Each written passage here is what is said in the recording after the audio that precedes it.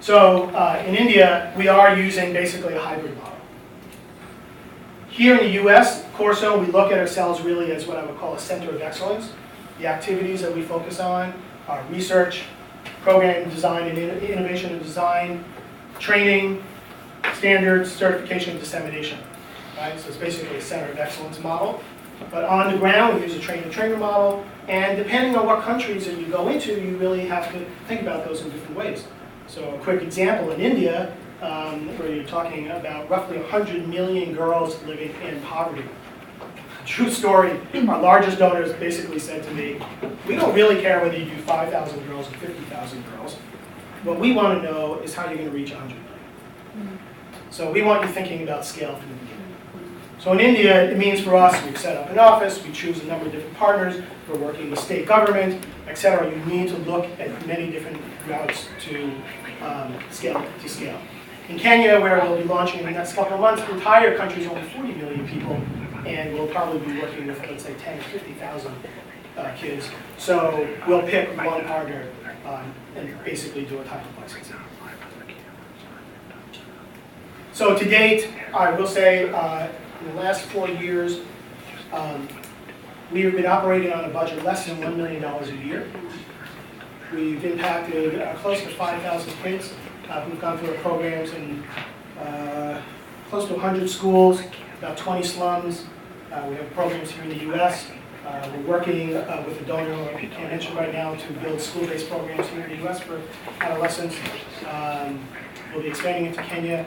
So, and we've trained probably 150, 200 different facilitators and teachers on how to do it. We do that all on less than $1 million.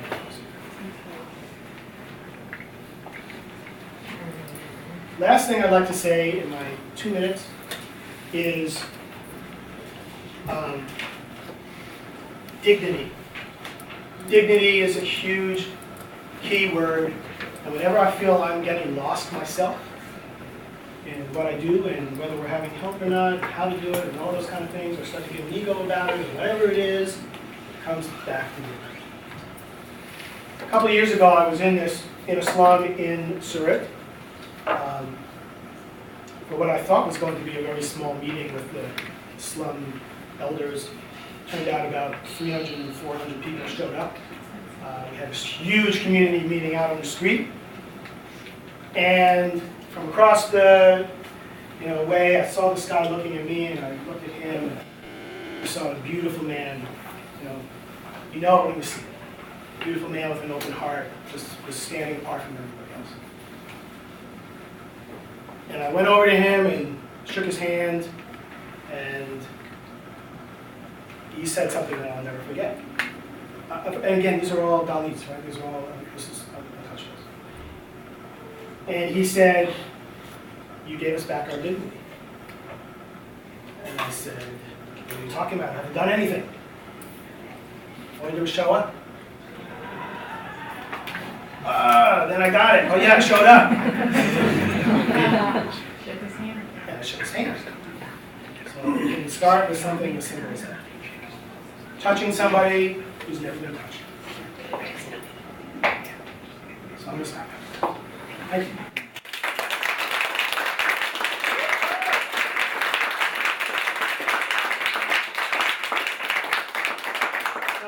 How much time do we have for questions? With the light. You have time while I do another job in Hollywood that I don't normally do. Clear all the clutter from behind the speaker, and I'm going to let you talk while I get rid of orange juice, Corstone sanitizer. Yes. So 2 questions. Can you share with us some of the, in your community's work, some of the tangible, measurable benefits of resilience, more resilient populations? Yeah, so I mentioned what we're looking at. So here's how I look at it. My phrase is development starts inside. Okay, the key word here is starts. Right? To me, that's a missing gap when you start. But where do you want to end? So we're looking in 2 particular realms, which is what I tried to show in the evaluation slide. We're looking at adolescent health. So it's knowledge, attitudes, perceptions about health. And we're going to track that over time, and can we see whether there are improvements? Does a girl go to a doctor more often? Does a girl advocate to go to a doctor? Right? In the communities where we work, if a child is sick, if it's a boy, the parent takes him to the hospital to see the doctor. If it's a girl, whatever. So we want to see whether the girl, this is a resilient characteristic, right? She's able to self-advocate. But the physical or manifestation of that is, does she make sure that she gets to go to the doctor? Does she stay in school longer?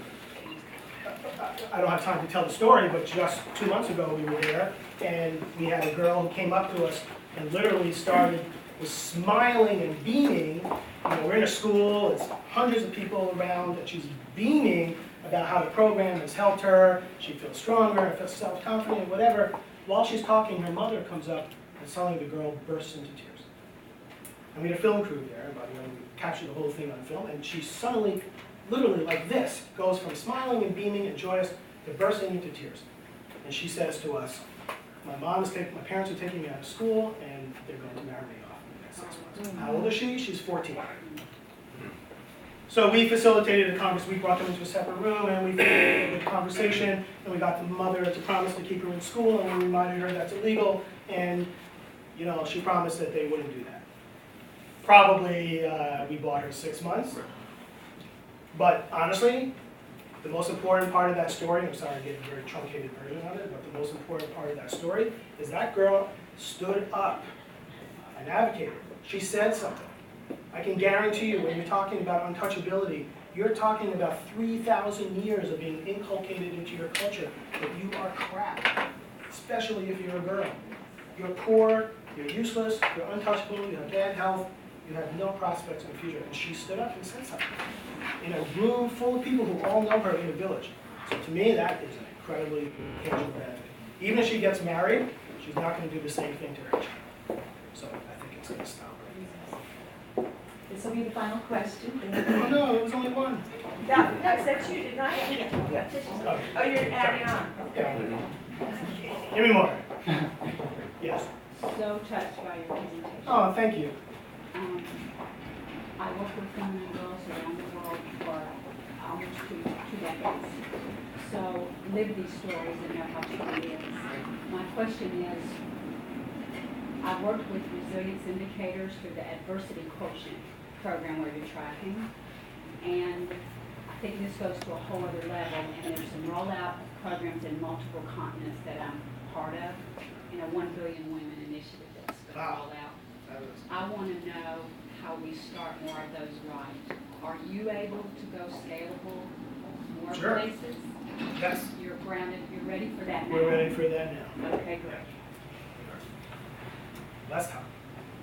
Can we sneak anybody else in? One more? I have one question. So I was really glad to see that you had mental health up there, anxiety and depression that often is overlooked. And I have said this before, but I'm interested in learning disability, particularly dyslexia and inability to read, because not so much internationally in some of these countries, but in the United States, there are so many children that have mental health challenges and can't read, that end poor self-esteem, drugs, alcohol, and then prison. And if they don't have a parent that cares for them, I think if there were more programs focused on early intervention, on mental health, on all the things, all the indicators. So you're working in the United States, and I'm curious, I mean, I'm mostly interested in international, but I have so many challenges in this country too. Right. I'm curious about what you're doing in the last time. And what? Things like dyslexia and those issues? Or is it? Or this kind of a program? Yeah, this kind of approach. Yeah, so there's, some of you may be familiar with Martin Seligman's work in positive psychology. So we're very tied in with UPenn's Penn Resilience Program and their Positive Psych Center.